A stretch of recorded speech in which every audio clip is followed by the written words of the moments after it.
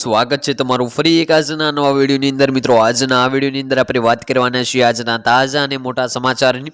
મિત્રો પરિવાર દીઠ મળશે 1 લાખ રૂપિયા સહાય। આજના તાજા સમાચારની વાત કરીએ તો આજે તારીખ થઈ છે 22/11/2025 ને વાર થયો છે શનિવાર।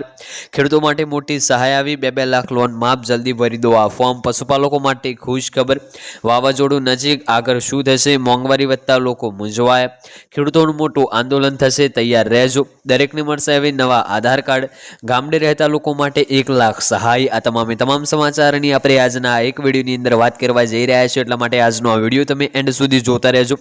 વિડીયો તમને પસંદ આવે તો વિડીયોને એક લાઇક કરજો। તમે આપણી આ ચેનલ ઉપર નવા હોય તો ચેનલને સબસ્ક્રાઇબ કરી દેજો અને કમેન્ટ કરીને ખાસ જણાવજો કે આપણો આજનો આ વિડીયો તમે કયા ગામમાંથી અને કયા જિલ્લામાંથી જોઈ રહ્યા છો, જેથી કરીને આપણને પણ ખબર પડે કે આપણો આજનો આ વિડીયો આ ગામ આ જિલ્લા સુધી પહોંચી રહે છે। તો વિડીયોની શરૂઆત કરીશું આજના પ્રથમ સમાચારથી। આજના પ્રથમ સમાચારની વાત કરી લઈએ તો પશુપાલકો માટે ખુશ ખબર।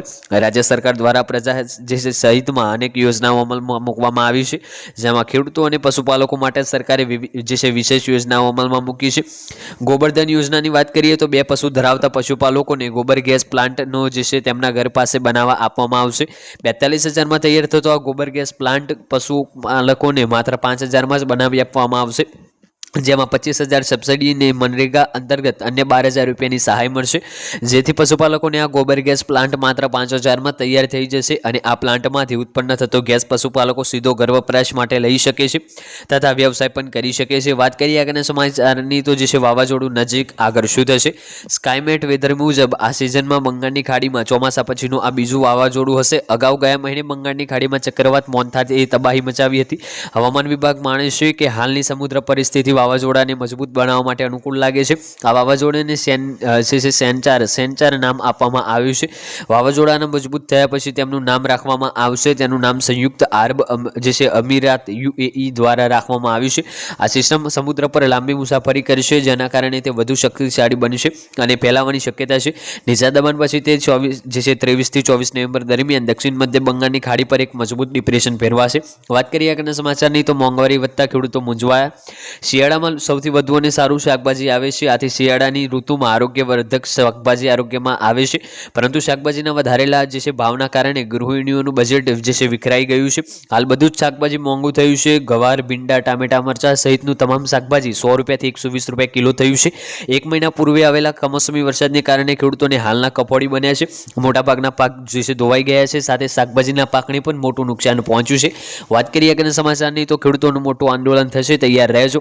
હવે આંદોલન ગાંધીનગર જશે, જૂનાગઢ નહીં। સરકાર આંદોલન જે છે અસહમિત પરમિશન આપે છે કે નહીં આપી, આંદોલન ગાંધીજીને માર્ગ કરીશું જ। અમારા 3 માંગ પછી જ જે છે સરકારે જે માંગ પૂરી કરી છે એનું આંદોલન સમેટાઈ જશે અને બીજા મુદ્દાનું આંદોલન રાબેતા મુજબ ચાલુ રહેશે। અમારું આંદોલન જે છે તોડવાના પ્રયાસો આવરા તત્વો દ્વારા કરવામાં આવશે, એની માટે અમે વ્યવસ્થા કરીશું।